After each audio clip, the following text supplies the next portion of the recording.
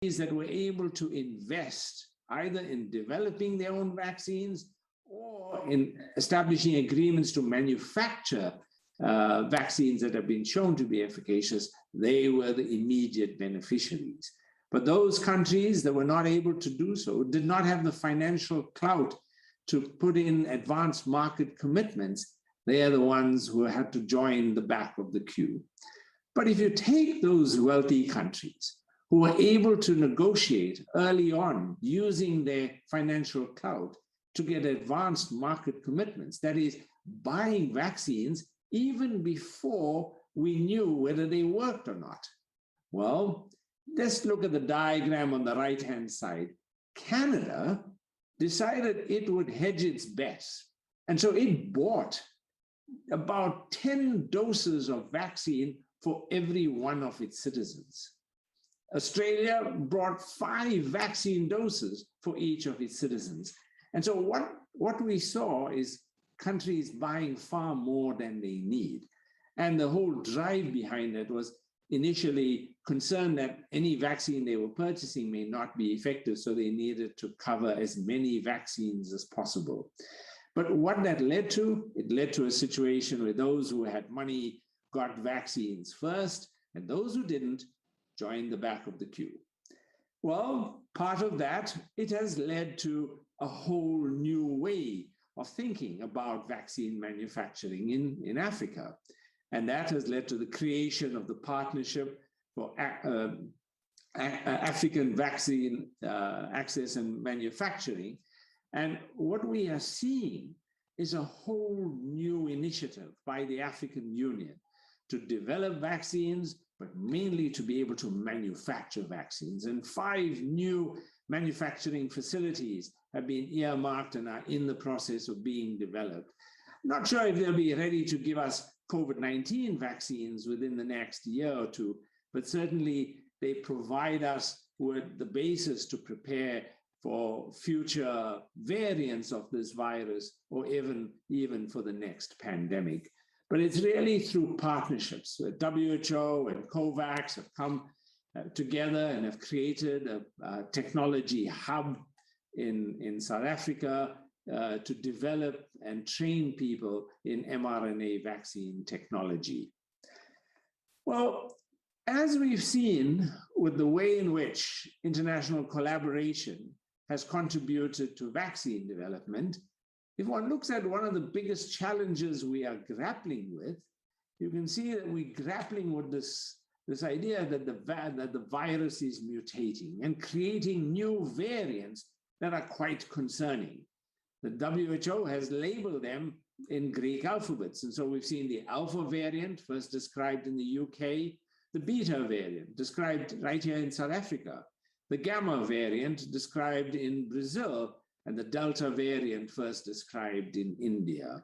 And as we look at each of these variants and their initial descriptions, it requires a global collaboration by all of us who ensure that we institute adequate surveillance and we share data so that the whole world can see what the new variants pose. And so it's really that international collaboration, largely engendered at the moment by the World Health Organization, that has enabled these collaborations to get underway to look at variants. And we've seen on the negative side the impact of these variants on countries north and south. I've chosen just 3 of the BRICS countries, India, Brazil, and South Africa. In each of these countries, you can see their first wave. India had a very minor first wave. Indeed, even politicians had said, oh, they've conquered this virus. Brazil, on the other hand, has had quite a nasty first wave. In fact, it hadn't even recovered from the first wave at that point, whereas South Africa had quite a sharp increase in downward decline in the number of cases from its first wave. So each of these countries, having just reaching towards the end of their first phase, had a variant.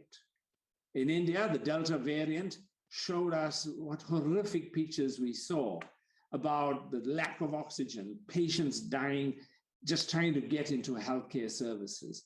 The Gamma variant has led to Brazil having a really horrible second wave that seems to have no end in sight. And South Africa had a beta variant that gave it its second wave that was much worse than the first. And now we are in the midst of our Delta variant third wave, which is now proving to be even worse than our second wave. So variants have changed the game. But it's because we are able to work with each other, understand these variants, do the research that helps other countries deal with each of these variants, that we can really grapple with them. But the concerning part is vaccine efficacy.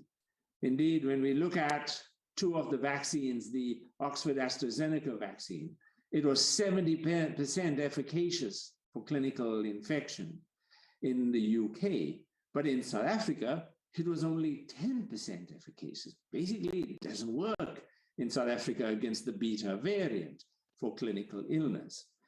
Fortunately, the AstraZeneca vaccine seems to work reasonably well against the Delta variant in various countries where it's been assessed. Similarly, the Novavax vaccine that was 89% effective in the UK was only 43% effective against the beta variant. But fortunately, because of South Africa's extensive vaccine trial infrastructure, we've done several more vaccine trials. And if you look at the Johnson & Johnson vaccine trials, and a very large component of that study was undertaken in South Africa, as it was undertaken in Brazil, it was shown to be 72% efficacious in the US and 64% efficacious in South Africa. And that difference between 72 and 64 is within the margin of error. Similarly, the Pfizer vaccine that was originally 95% efficacious in the US, that trial included South Africa, as I showed you earlier.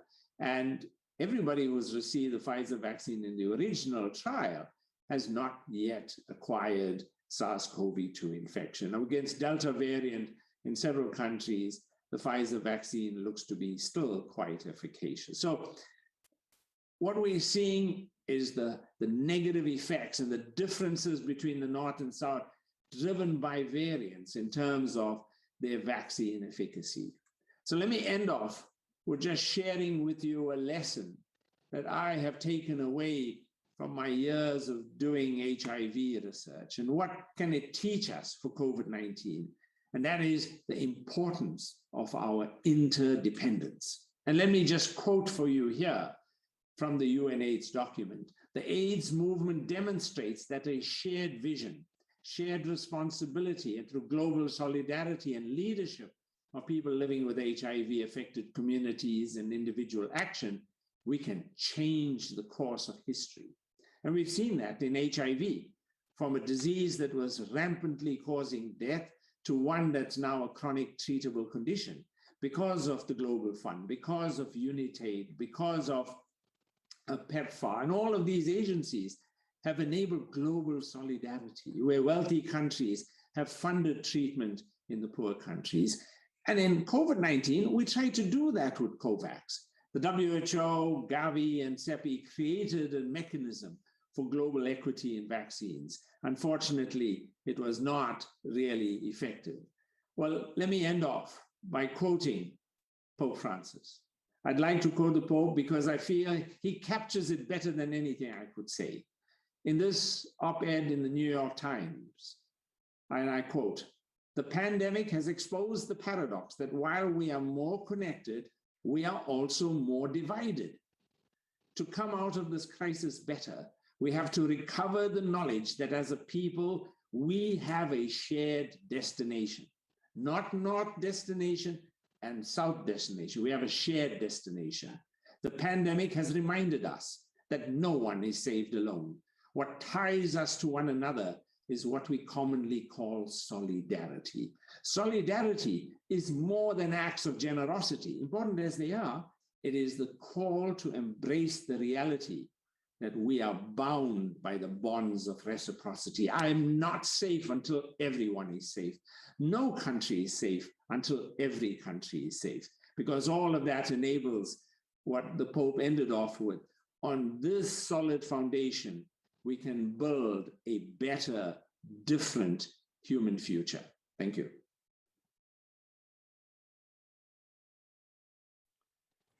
Thank you very much, Professor Salim. It's very beautiful and strong words at the end there. No country is safe until every country is safe.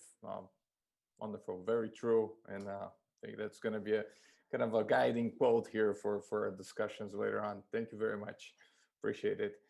And for our third panelist, I pass the floor now to Professor Mauro Martins Teixeira of the Federal University of Minas Gerais. Professor Mauro, you have the floor now. Thank you. I think you can see my screen at the moment, correct? Yes, we can. Yeah. Okay, so it's really nice to be here. Salim, those were really strong words. And I agree, the Pope actually captured incredibly well the situation at present, and it's really interesting. I will actually present a sort of a different vision. And perhaps, working as a scientist, we've seen visions from the point of view of an institution, from public health. I will give it from a point of view of a scientist working with basic immunology work, new drug clinical trials, vaccine trials, and actually participating at an MRC UKRI call. And I'll try to express my views as we go along. Before we start, these actually called my attention incredibly much. As we look back in the 1960s, there were calls for actually saying that infectious disease were over.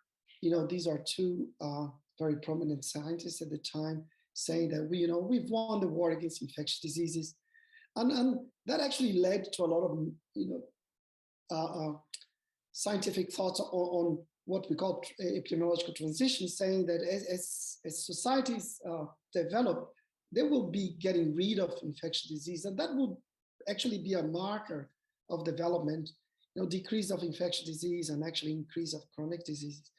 I think in the last few years, we've seen that globalization and the easy that people travel around, and that actually records that we do need to tackle infectious disease in a global scale as an important thing. And obviously in 2020, although at the end of 19, but actually in 2020, we came around COVID-19, and that has really impacted the world. I think this is the first talk I gave May 20.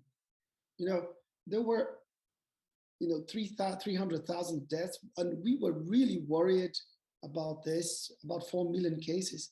But last week, just a few days ago, we are reaching 200 million cases and almost 5 million deaths worldwide. And we have to look at that and say, look, these are reported cases. These are the cases that someone have actually reported to an authority, and that has passed on to whatever, to WHO. In fact, it's much, much more than that everywhere, especially in underdeveloped countries where the paths for reporting are not so well developed. And this is another major thing here, which is the number of doses have been administered. And I think Salim put a very strong word there. They are not being administered everywhere. In fact, very focused in the richest parts of the world. I suppose, COVID-19 faced us with this very important pandemic challenge. It was a new disease. It was complex. At first we thought it was just pneumonia, but in fact, it's a much more systemic disease. It's almost like a viral sepsis coming along, and it's very severe. If it was a new and even complex disease that was not severe, we would not be so worried, but it kills a lot of people. It kills about 2.5% of the reported cases. And this is a lot. We are talking about over 5 million people being killed in the reported cases. So we do need new knowledges in all fields of science to cover. So complex challenges are met with only complex solutions. I will try to sort of, as an example, mention to you our experience, the treatment and prevention, to discuss in some detail, the challenges and importance of collaborations. And I suppose, we work with inflammation and how inflammation is caused, what are the mechanisms of inflammation, as we call it, what are the molecular mechanisms, and the idea is that we understand the molecular mechanisms of inflammation, we may be able to develop new diseases. And pretty much we are really interested in trying to understand how inflammation contributes to human microbial interactions and how human microbial interactions actually go on to develop disease and eventually death. So what is the role played by inflammation in this part? And the question we ask ourselves is whether we can actually find targets to develop anti-inflammatory drugs for infectious disease. That's put in a more complex manner in this slide. So can we actually develop anti-inflammatory drugs for infectious disease? I know this has been talked a lot in the context of COVID, but a lot of people, including ourselves, have been discussing this for many years. And it's actually interesting for those of us, again, who are in the field of infection. You know, COVID has brought a lot of rediscovery of the wheel. You know, people are talking as old things were new. For, you know, COVID is totally different. Yes, it has a lot of different things, but it has a lot of knowledge that has been found in many other circumstances. So I think this is, we've been trying to work with this context of inflammation and infection, and inflammation being a target for infection in many years. And I will just add another layer of complexity, is that in the last few years, we've actually found in basic science that, you know, inflammation is not only about beginning of inflammation. That's how we see inflammation. We treat things that prevent inflammation. Now we are moving towards, you know, treating inflammation with things that resolve inflammation. So we need, among these things, these resolvers of inflammation, and we've been working with this a lot. There are a lot of proof of concept studies saying that, yes, we can resolve inflammation, and resolution of inflammation is useful in the chronic setting. And again, we have shown that resolution of inflammation is useful in infection, in the case here, influenza. So this is to say that, yes, inflammation contributes to severity of many infections, including influenza, dengue, and others. And we were obviously interested in COVID-19. And our question was, can we actually study resolution of inflammation in the context of COVID-19? So we needed a compound ready to be used in humans that came with a collaborator. So in Denmark, they had this compound called AP1189. It's a melanocortin agonist. And I did not mention here, melanocortin is one of the so-called mediators of resolution. It's a molecule that can make inflammation better. So by adding these two things together, we did a clinical trial, phase 2, studying this molecule in patients with influenza.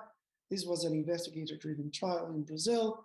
And eventually we found that this compound, by resolving inflammation, decreases a lot the time to respiratory recovery. I'm not going into detail into why we've done all of this. This is in the context. So how can we as scientists working, you know, off-center, you know, in developing countries really contribute to the new challenges posed by COVID? And I suppose, and I want to make this very strong, you know, we only can do what we have previous knowledge, experience, and infrastructure and people to do with. It's very difficult to start from zero.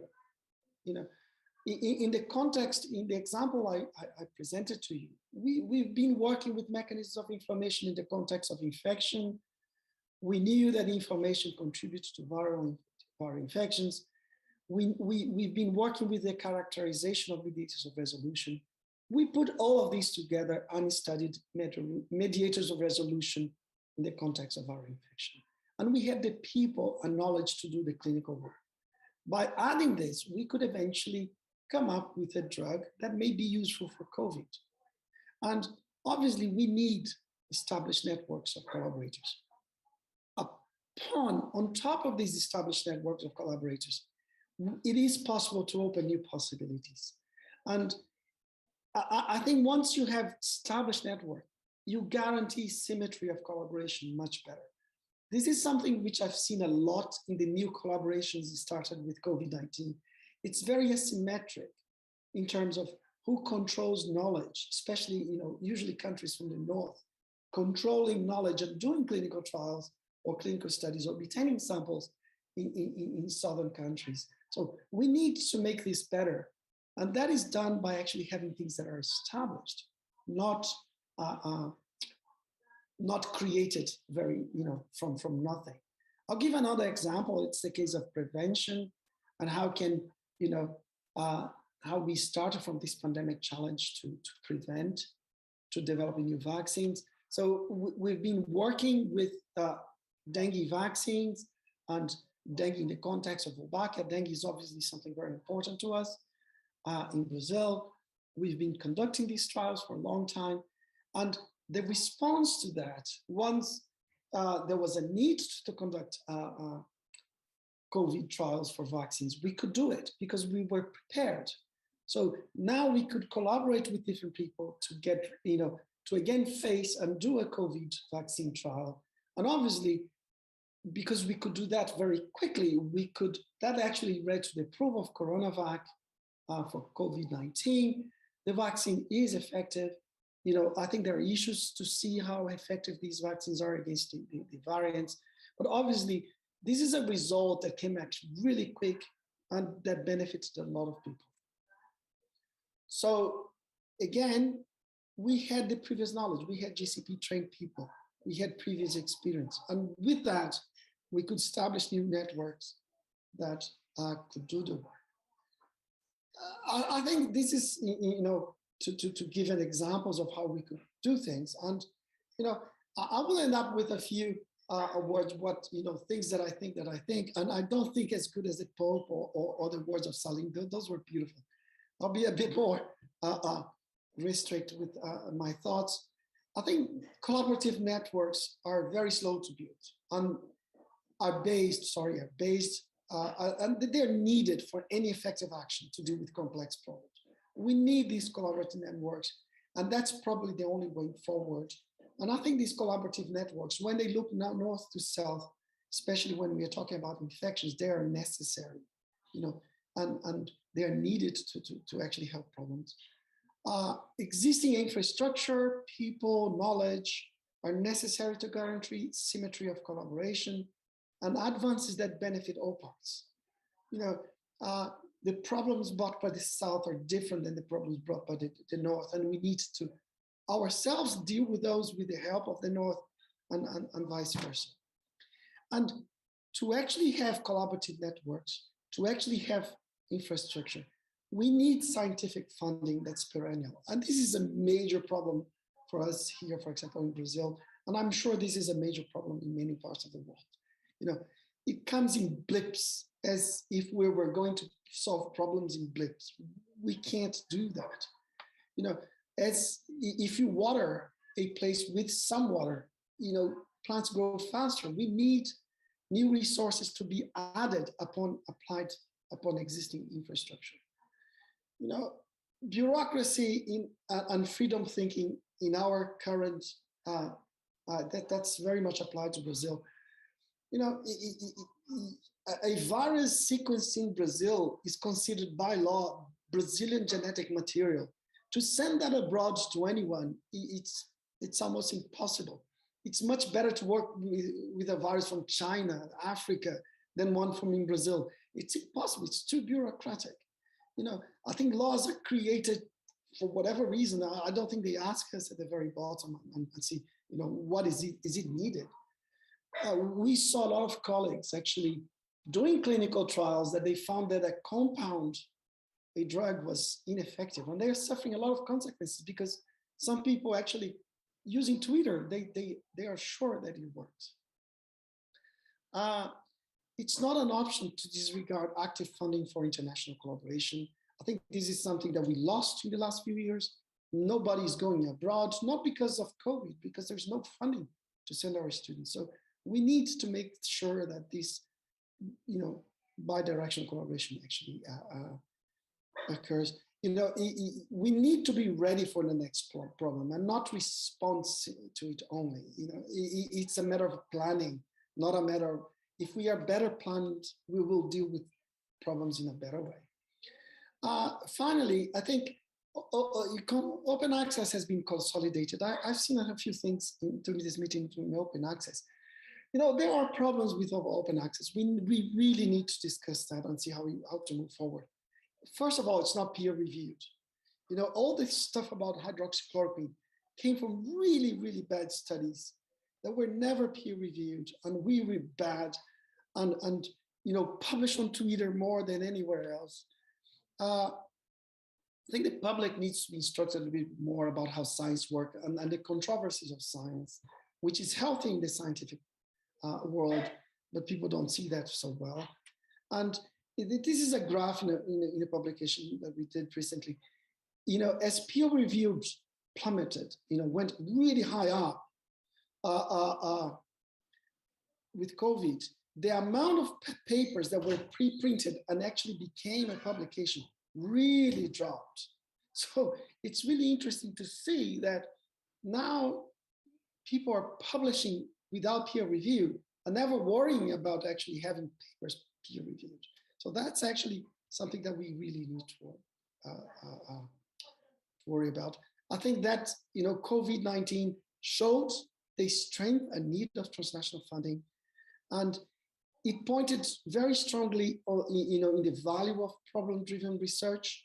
You know, the problem is that politicians forgot that basic fundamental research is the basis to understand and carry out problem-driven research.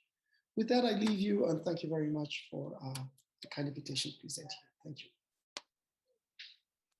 Thank you very much, Mauro. That was extremely interesting, and I think you pointed out you brought up some very, very important points that need to be addressed for if we want international collaboration to work in a free-flowing manner. So thank you very much. We have about 30 minutes left here. What I'm going to do is throw in just a couple initial questions to get the debate started, and then we'll follow that with questions from the participants. We have some coming in the chat already, and then I'll let people, you know, pass the microphone, so to speak, for the students to ask the questions themselves live. So let me throw in a couple initial questions. Going back to the map, to those maps that Dr. Nisia and Dr. Salim show, that are very striking and show that the differences in access to the vaccine, to first dose vaccines around the world in different countries.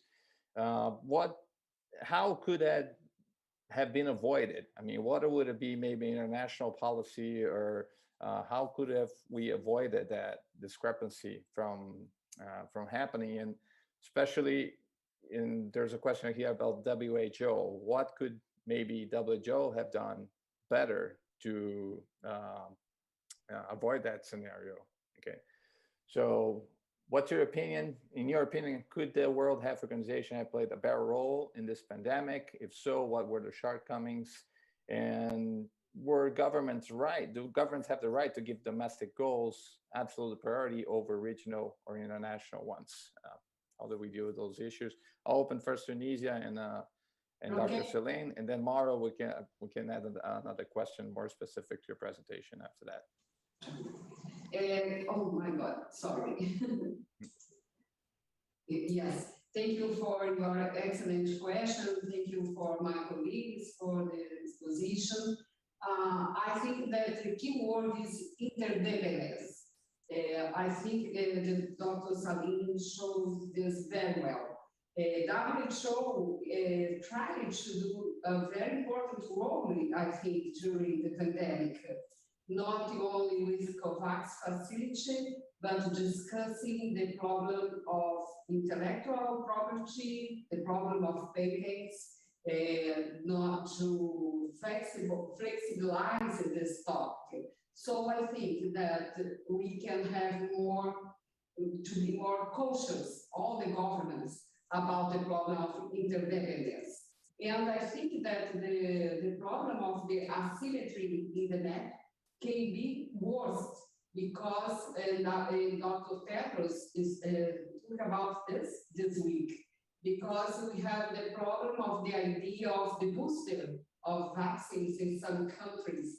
And I think that is a very, very important topic for our attention, because if people in all the countries couldn't be vaccinated, the problems of variants and the problem of the vulnerability of all the world can be reinforced. So I think that the key word is really interdependence. In sociological studies, many historical studies inspired by Norbert Elias' work have shown this. So I think that we can have an international cooperation centered in the idea not only of solidarity, that is fantastic, very important, as Pope Francisco shows very well, but all the talk of interdependence. Nobody can be safe if changes, if things can be changed in a more comprehensive approach and more equitable direction. Dr. Salim? Yeah, I'll just add to my colleague, Dr. Lima, who's already addressed the issue. I think it's really a very fundamental problem.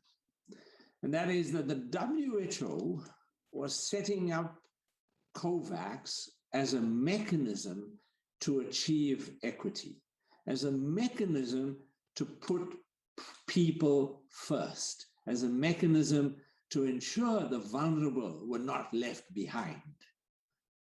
But the world is distributing vaccines based on market forces.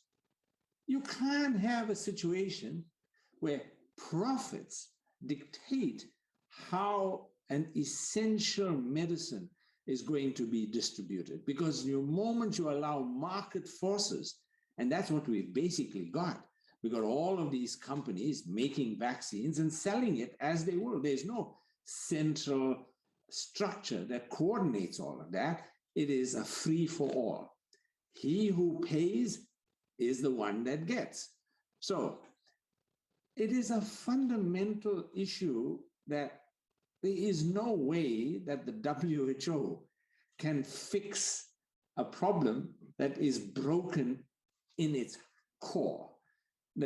And that problem has to be that we remedy the situation and we don't go into the next pandemic where we will simply allow market forces to determine how vaccines are made and how they are distributed. And I think the WHO is going to be needed to be given some kind of mandate to put people first and override the profit motive. Herton, can I? Sure, of course. Just, I think, we were somehow unlucky that, we had one of the major epidemics in the last 100 years, or the major epidemic in the last 100 years, with governments in office who were totally against WHO. So, Trump had a major role played. I think if WHO was given a mandate, Salim was talking about, and could have acted earlier, the epidemic could have been much smaller. So that was the case in England. That was the case in the UK. England only changed path when the prime minister got ill and was intubated and was taken to hospital.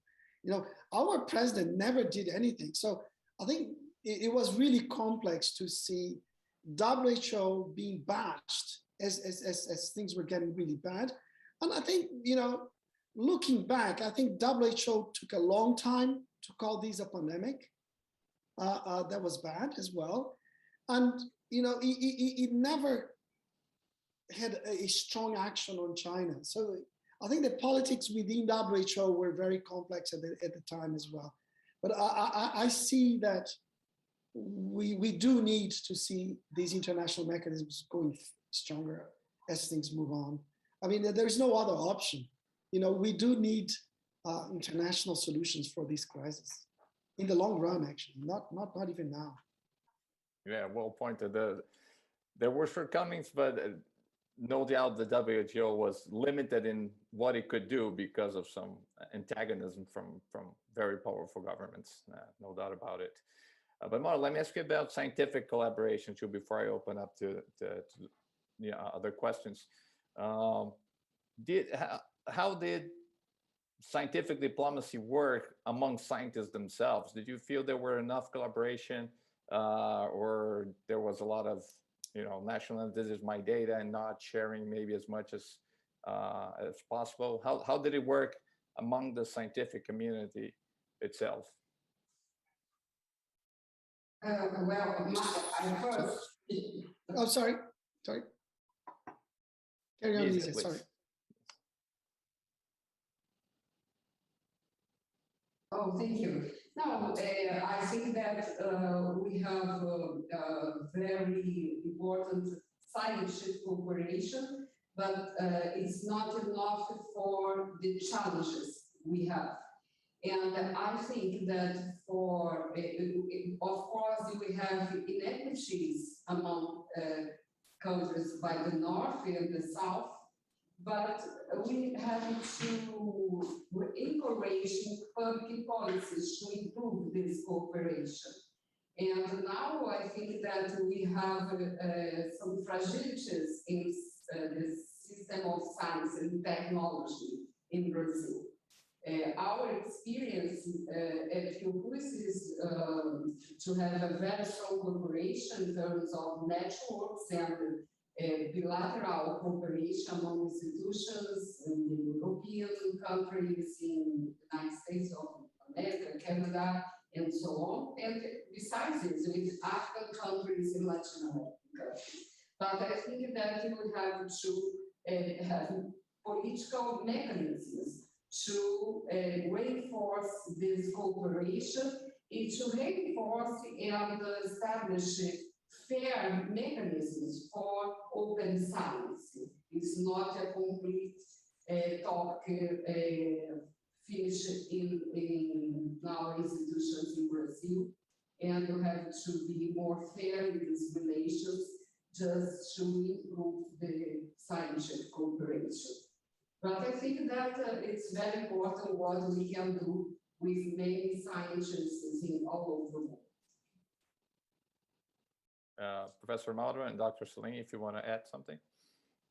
I'll just add one brief point, if I might, to Dr. Lima's response. And that is that I think scientists have actually done quite well in bridging some of the boundaries across the oceans and across countries and regions. I wish some of our politicians could collaborate as well as some of our scientists. But in saying that, I think we've also seen how collaboration needs to improve.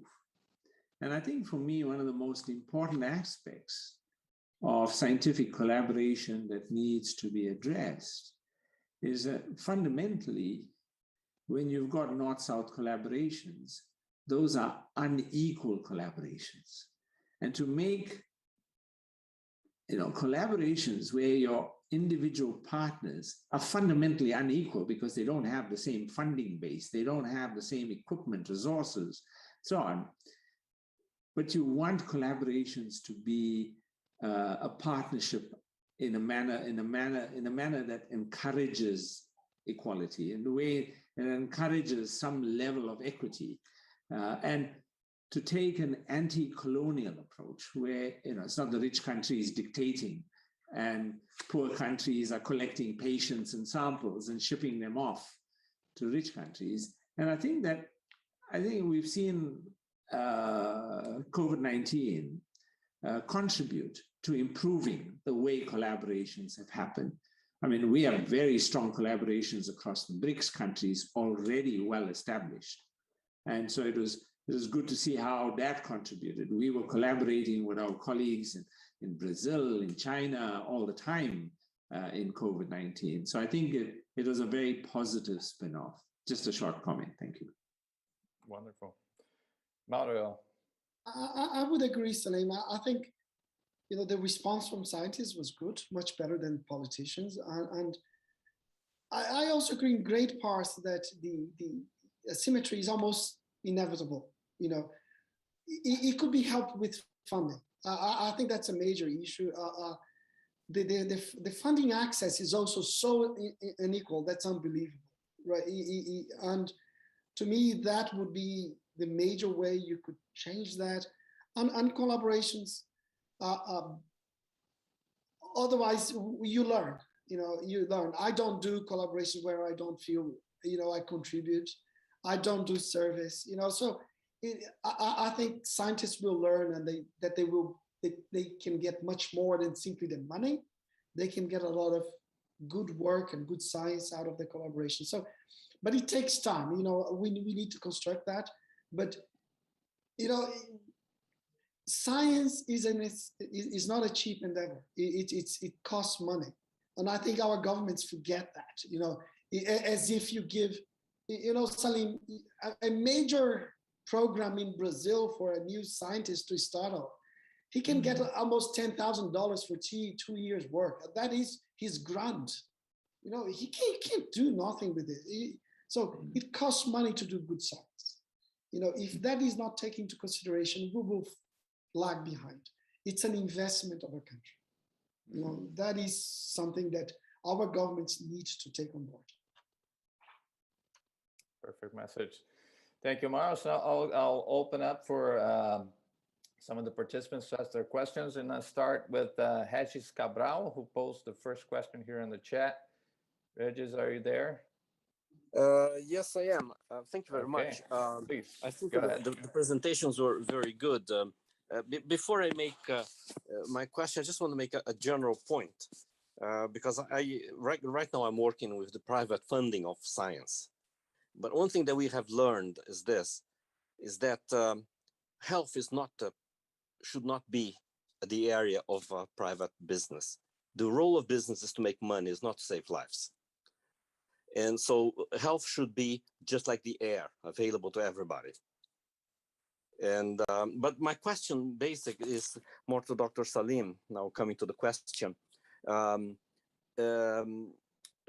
There's something very interesting about COVID-19 is that it emerged new, maybe not new, but a method of work has emerged.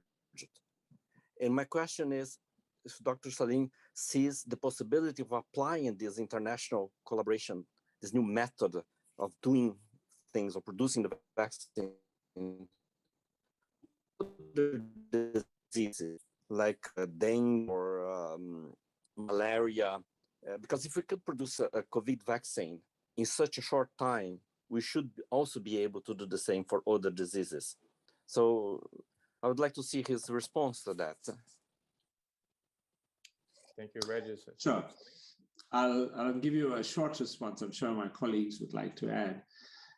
I think at a very fundamental level, COVID-19 has done something more than we could have ever imagined.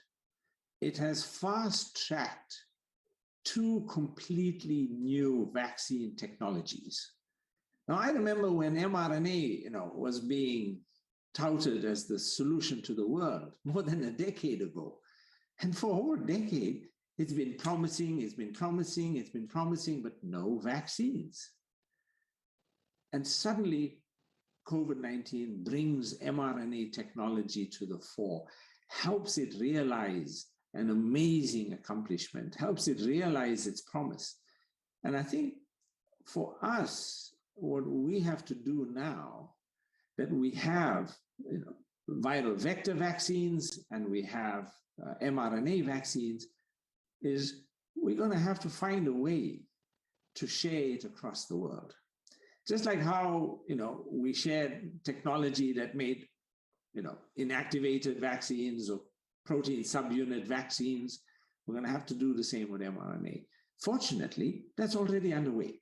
There are already collaborations between companies making mRNA vaccines. If you take the company BioNTech from Germany, they have already committed to working with 3 countries in Africa to build facilities to actually manufacture the vaccines, not to fill and finish, but to actually manufacture mRNA vaccines. And because biotech is busy working on a malaria vaccine. So it's not just about COVID, but it's going to be about all the other diseases that we will now see vaccines in. So I'm very supportive, Dr. Cabral, of your basic approach, which is that we have to accept that people who've developed technology will want to get some income from that. So that's not an issue. But there's also a way to protect the money-making part, but ensuring that the poor do not suffer. And we've got that. I mean, Gavi has already found ways of dealing with it. COVAX has found ways of it. So we can do that. And I think in doing that, the sharing of knowledge, the sharing of intellectual property, the sharing of know-how, but the active collaboration to raise and build vaccine manufacturing capacity is really going to address this problem. Thank you very much, Salim. Mauro or Nisia, do you want to add anything quickly to that before we go to the next question? Yes, I think that the historical basis for the fast development of the scientific process and progress in terms of vaccine corresponded to funds, investments, and the historical background for developing other vaccines. So I think that this basis, historical basis, and especially the priority in times of pandemic, and it's very important to establish regular mechanisms to prevent new emergencies and times like the pandemic COVID-19. That's my point. Thank you. Mauro? No, Herton, just briefly, I think I'll come back to what Salim said on the relevance of the RNA technology started by these new vaccines. I think, this new technology at the moment, to me, it looks like the antibiotics for what we've seen some decades ago. It opens up a huge amount of new possibilities, including really start thinking about, gene technology applied to humans. I think, this is really interesting. I think we really need to get with this technology to learn how to do with that much more than simply to produce it. In Brazil, there are many scientists working with this. We are working with it. The problem is funding. It comes down to that. If you don't develop new technology, we'll just, in Brazil, if you look back, our chemical park is so underdeveloped that we cannot actually produce 1/10 of the medications we need. We don't have enough people. We don't have enough knowledge. So if we don't move fast, we will lose this another this other wave of development again. But I totally agree of the relevance of the new technology for the next years to come. And now I invite Monir Ahmed. Are you there? Yeah, for your thank you. on leadership crisis, please. Thank you for giving me the floor. Thank you all the panelists for their informative and insightful presentation. Before asking question, I'll introduce myself briefly. I'm a Bangladeshi microbiologist working in Saudi Arabia as a teacher, assistant professor in a university. Before the questions, I want to make the point that COVID-19 has put forward many new challenges, as already mentioned by Dr. Lima, and increased the severity of existing challenges. When we face challenges, leadership is the critical factor. Whether we will be able to face or overcome any challenge largely depends on leadership. Even if we have enough resources, we might not overcome the challenge if we don't have the right leadership. A survey by World Economic Forum in 2015 revealed that the world is suffering from leadership crisis. And we also heard that during the COVID many times from different bodies that the world is suffering from leadership crisis. So with this context, under this context, my question is, if we don't address the leadership crisis, will we be able to overcome the challenges we are facing? And second part of the question is, any organization in the world taken any measures in global scale to address the leadership crisis?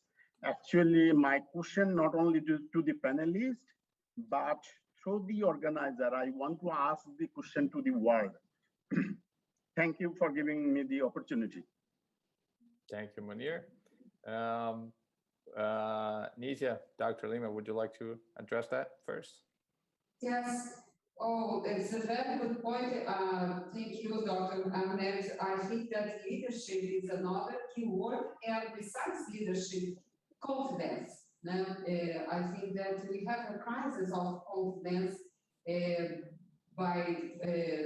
caused by many factors, especially the dimensions as negationism, the critical of science, and many other processes. I think that in the Brazilian experience, we have to look at the state level, the governmental level, but also to civil society. And we have seen very good lessons for civil society.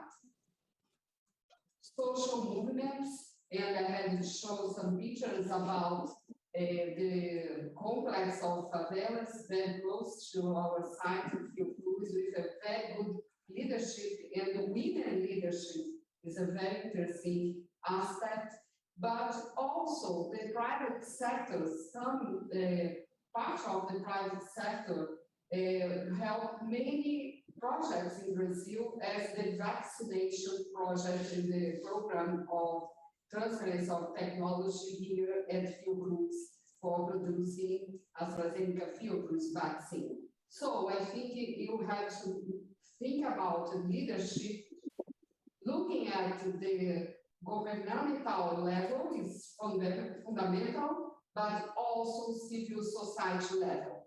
In terms of governmental level, I would like to focus also in the state level in Brazil, because we are learning during the pandemic that the municipalities that are very key actors in terms of the Brazilian health system are not enough to deal with so strong crisis. So the state level was very important in this process. So I think that thinking about leadership, we have to reinforce the role of committees of scientists and its relation with the public policies in our country.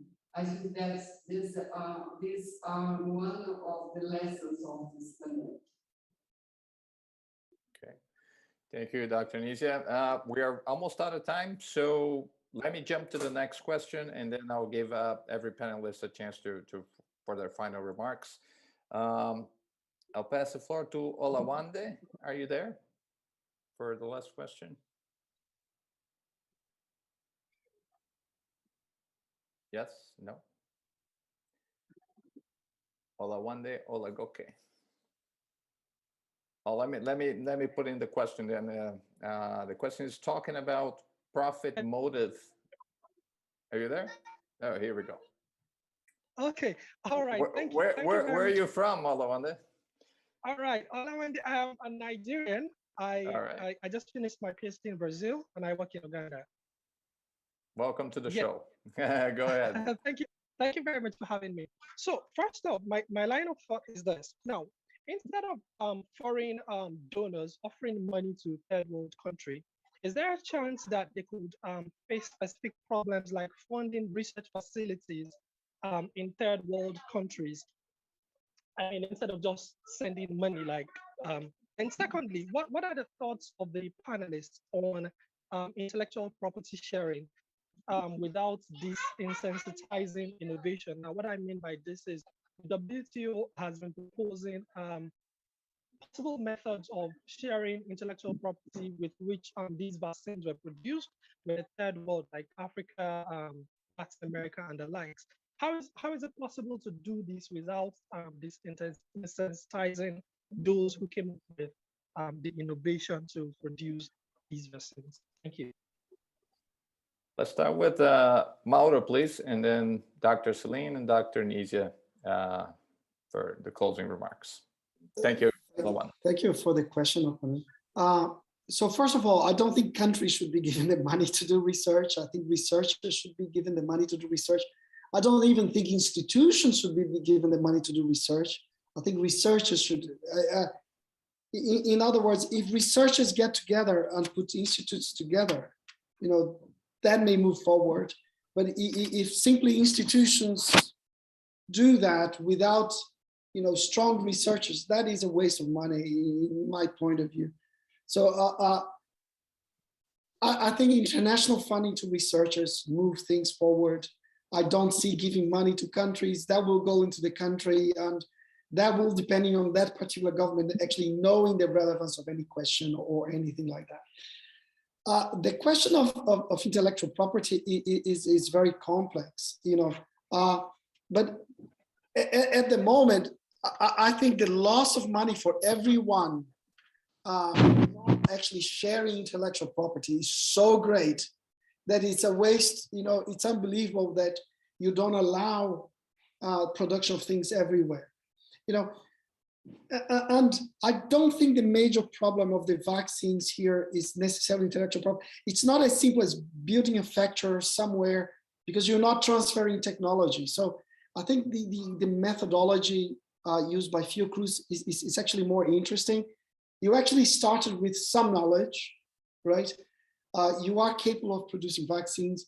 You actually internalize a new technology which you think useful, and then you build upon that. I think that would be an example to move forward. And I think we will have to think about that. I think there was a link here towards the mRNA vaccines put on the chat. And I think that's actually an important move. We will have to learn and deal with RNA technology as we move along. It's not as simple as other technologies, because there are a lot of secrets, which, you know, as I mentioned, will be important for a lot of things. So you don't simply open that, you know, because there was a lot of money invested. So, you know, I think it's a huge discussion that I cannot simply answer that. But we have to move, you know. Pope Francis was very good when he said it's a world problem. We need to face that world. You know, the USA and Europe will not vaccinate over 80% of their citizens because they don't want to, right? So there will be a lot of people that will actually get COVID because the world is not vaccinated. So it will go back to them. So it's as simple as that. Yeah. Dr. Salim had to leave us a little bit early because of another commitment, but so we'll thank him very much for his participation. And Dr. Nisia, so you have the floor for the final comments. Okay, so I'd like just to very quickly answer to Dr. Olavi, the experience of Nigeria. Very nice to meet you here. We have at Cruz an experience of technological transparency in Mozambique to a factory for antiretrovirals medicines and the other medicines. I defend this kind of process. I think that the South-South cooperation is very important for us, and I encourage this efforts. As my colleague Mauro Teixeira had mentioned, vaccine is more complex, but I think it's not a factor that avoid this kind of cooperation in the field of vaccines. It's very important to reinforce Latin American and the African capacities in this field. So I'd like to thank very much for this opportunity. I think that it's very important to think about international cooperation to reduce inequities, especially inequities related to scientific and technological basis among the countries. Very important for me to take part in this discussion. Thank you very much. Thank you, Nisia. Thank you, Mauro, and Pedro and Amancio and all the organizers for this opportunity. Congratulations on the event. Thank you for everyone who's watching us now and who will watch us in the future, I hope. And everybody have a great day or a great night. And next panel is coming up. And that's it. Thank you so much.